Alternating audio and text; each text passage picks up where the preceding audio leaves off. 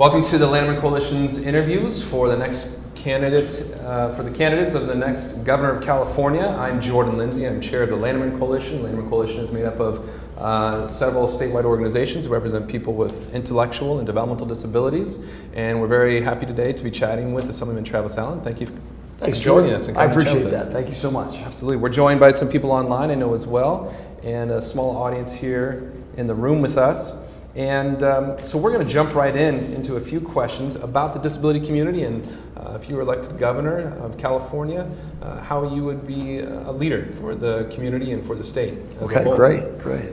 Just want to start out first, the developmental disability community impacts everybody. Rich, poor, conservative, liberal, every part of the state, every part of the world. And just want to first ask if you have any personal and or professional interaction experience with people with disabilities?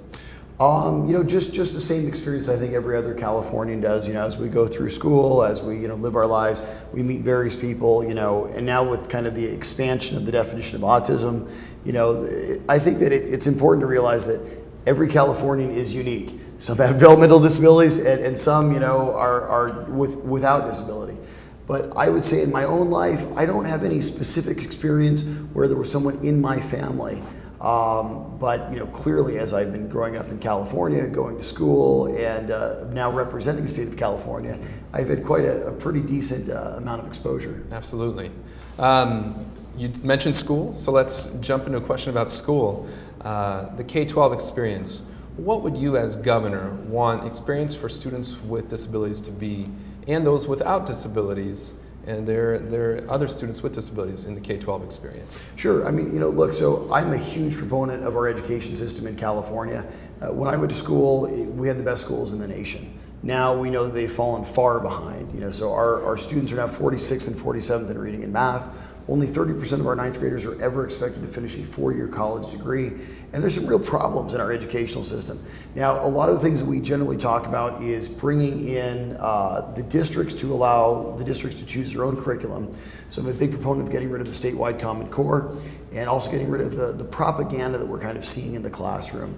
I also like accountability. I'm a big fan, and I think that's what we need more of in our schools. We have this concept of social promotion, where children are able to continue to go up in grades without learning the requisite material from the grades. This is why we have fifth graders reading the second grade level. I'm a huge proponent of testing children when they go in, so we know where they start, and then testing them when they go out of the grade to make sure that they've acquired the requisite skills to move on. And the basic skills like reading and writing and math. As it relates to education, I'm a big fan also of parent choice and making sure parents have the choice to send their kids to the very best public school, the very best charter school, or even homeschool their children if they wish. Right. People with disabilities often have to fight for their civil rights, oftentimes their human rights. What kind of leadership have you shown and experienced in fighting for civil rights? Well, in the California legislature, we have a lot of opportunities. There are a lot of bills that will come through that are being proposed by the California Democrats that purport to be about civil rights, but in essence what they're actually doing is trying to segregate people depending upon how they look, how they sound, what they believe in, or where they come from. I am a big advocate of a merit-based society. I believe that in the United States we have equality of opportunity, but we absolutely should never have equality of outcome. Everybody should be given the same chance to succeed. And as this relates to what we're discussing, I truly think that when you start subdividing groups based upon what they look like, how they behave, what they believe in, you start to lose the essence of what it is to be an American citizen and a California citizen. Every single person in California has the right to be equal under the eyes of the law. We all deserve the same treatment as we go through the educational system, the same treatment in the workforce, etc. As it relates to developmental disabilities, now we get to talk about a population that may have separate and distinct needs, and those needs absolutely must be met. But I think it's very important that we understand that, as it relates to California, every single Californian needs to have the best opportunity afforded to them, regardless of what they look like or where they come from. Right. So you mentioned workforce. Let's jump into a quick question about that. If elected governor, how would you want the state to be a model employer for individuals with intellectual developmental disabilities who are ready, willing, and able to work? Absolutely. I was not a fan of the increase in minimum wage. I thought that was a terrible idea. I've worked many minimum wage jobs in my life. I started out with minimum wage jobs. I was a paper boy when I was a kid, and then it just kept on going from there. And I think when you take a look at raising the minimum wage, you make it more difficult for a lot of people to find employment. Put simply, if an employer has to pay, $12 to $15 an hour, which is where it eventually will go to, they're going to think twice about hiring that extra person. They might want to get somebody that has more skills or is more capable to do more things for the business, for instance. I'm a huge advocate in, allowing everybody not only the right to work, but giving our employers the ability to actually hire for those entry-level positions. We have to remember there's a lot of people just getting out of school that need those entry-level jobs. This is exactly what my story was. There are many people who work 2 jobs. And as we look at the developmental disability community, we have a lot of people in that community that can absolutely perform a ton of job functions. They might not be able to perform some of the higher level managerial functions, but many of these functions can be performed by these people. There must be a place for them in California's workforce, because to leave people out of the workforce makes absolutely no sense. These are people that find enrichment and value in being a productive member of society, and they should be given that ability.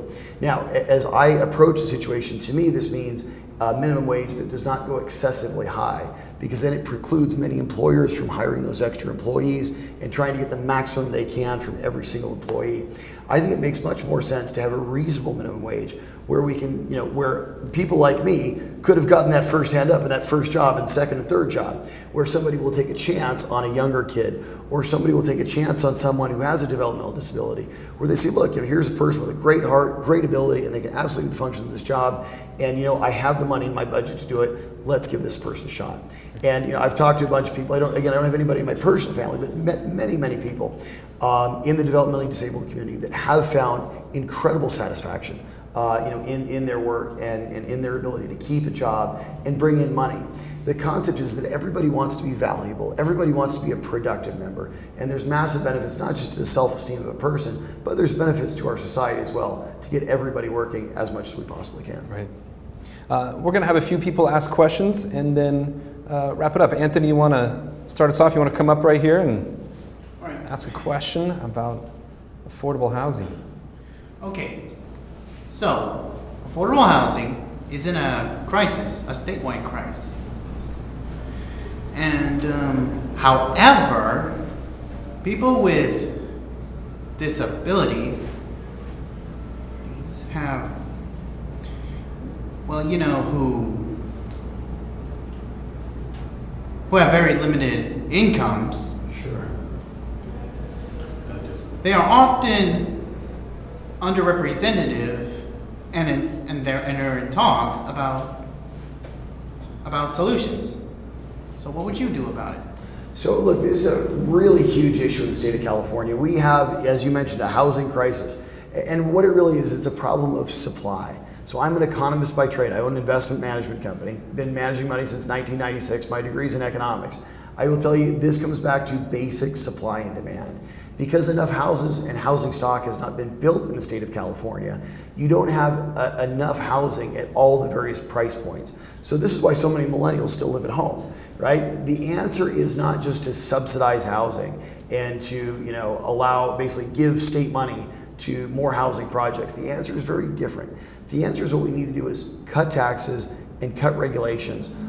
Reform things like CEQA, which is a law in the books in California that makes it very difficult to develop land in California, to allow developers to build more properties in California of every description, small urban infill dwellings to single family homes in a nice neighborhood with a front yard and a backyard. The answer is not more government programs and government assistance. It's basically by getting the government out of the way, by lowering taxes and lowering regulations and allowing the builders to come in and actually build to suit for the market, which means you're going to get more houses that are very nice and more houses that are affordable for middle California. And you're going to get a ton of low-income housing as well, because there is a market-based demand for that. What's happened in California is because over the decades, taxes and regulations have increased. it's very difficult for builders to build for the lower segment of the market in California. It simply doesn't make very much money, so they choose not to do it. When we lower taxes, lower regulations, lower fees, and lower the excess litigation in California, you allow these builders to build, new homes and new apartments at every price point, which means more housing for everybody, housing that you're going to like at lower prices in areas all throughout the state of California. All right. And Amy Wessling from ARCA is going to ask a question as well. Yes. So California's Developmental Services system was founded on the idea of having local regional centers work with service providers to meet local needs. What experiences have given you the best understanding of the importance of responsive and innovative locally based ideas? So look, I've represented all the parts of 13 cities for 6 years in the California State Legislature, and I've seen a lot of our local solutions. In Orange County, we have a number of local providers that do an incredible job, but this is not necessarily replicated in all areas throughout the state. So you get very uneven levels of cooperation, very uneven levels of service throughout the state. I think that what we need is we need to empower these local agencies to do their work, but we have to remember too that much of this is a statewide issue. The state does have a responsibility. The state is the largest partner out there. We need accountability from these local partners to ensure that we're getting results and simply not throwing more taxpayer dollars at something without seeing the requisite results.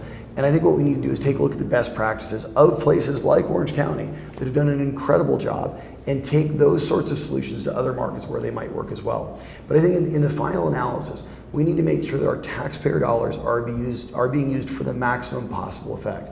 Every Californian has a huge heart and wants to take care of our society. And we absolutely want to make sure that we have services for our developmentally disabled.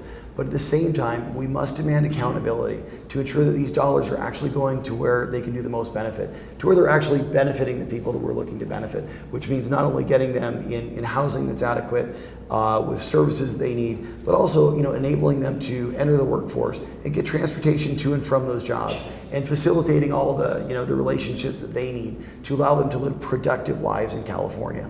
And I think the final answer, and where all this really leads, is the more enriching a life that we can help someone with developmental disabilities to live in California, the less overall cost it costs the taxpayers, and the higher the benefit, not just to the people with disabilities, but to society as a whole. Because now these people have not been forgotten. They have been embraced, and they have been given the opportunity to actually contribute back. And I think that is what everyone's looking for. Not just the taxpayers, not just people in the developmental community, but all of the family members as well. Everybody wants to see that we have a place in our society for everybody in California, and the answer is we absolutely do. But it has to start with efficiency and accountability, and making sure that our tax dollars are getting spent the right way for projects that are actually working. And then we take those best practices and try to replicate those throughout the state. Thank you. And last question from Barry Giardini from the California Disability Services Association. Good afternoon, Mr. Simpleman. Service providers are dedicated to serving individuals with developmental disabilities, yet we are hamstrung by rigid state set rates that don't reflect the full cost of doing business. Do you believe that rates should reflect the full cost of doing business, such as local minimum wage costs and others? Yeah, it's a tough question. And you think about a lot of these local jurisdictions, these costs escalate pretty quickly, which is the problem. There's two sides of that coin. One is when you have these set state rates, they kind of force the market to a lower price point. The problem is a lot of times these services then won't get delivered because they're below the cost of doing business. So I think we need to take a look. What I really like is I like allowing the local jurisdictions the ability to understand, what their local markets need. So, I love a block grant approach where we actually allow the locals the empowerment to decide, what rates make the most sense, what sort of services they're looking to provide, and what sort of accountability that they can look for from the local level. Because then what we can take a look at is at the state level, are we getting the maximum yield for our dollars through a local implementation that has local representation? So you could say in your own personal market, our cost of living is dramatically higher here, our minimum wage is dramatically higher, our costs are higher. Therefore, we can set separate rates for this. And then you can look to bring in other community partners as well. As opposed to, because you got to remember, California's a big state. We have 39 million people in a ton of regions. So I think that there's a lot of value to a block grant approach where there is a set dollar amount that is going that can then be dispersed by locals. And then we take a look at statewide accountability as well. Mr. Allen, thank you for your time. Just want to give you an opportunity to close and have a word for the disability community. Thank you so much. Look, California is a huge state. We have 39 million Californians, and it's an incredibly diverse state. What we have to remember is that people in the developmentally disabled community, many of these people have all of the same faculties that every other Californian has. And I would tell you that almost every single person in this community wants to be a value. They want to be a value to themselves, to their families, to their local community, and to the state. We have to do everything we can to empower these individuals to live the fullest life possible and allow them to participate in every activity in California to the absolute maximum of their ability. And I think where this really goes to is allowing these people the opportunity to find meaningful, substantive ways that they can help be a productive member of our society. I think that we benefit, I think that everyone in the community benefits, and I think the families also benefit, because these are family members as well, and everybody wants Californians to live a rich and full life. So with that, my name is Travis Allen. Thank you so much for your time. Mr. Allen, thanks and I very look forward much. to the next 8 years. Thanks very much. My pleasure. Appreciate it. Thanks. Thanks, guys.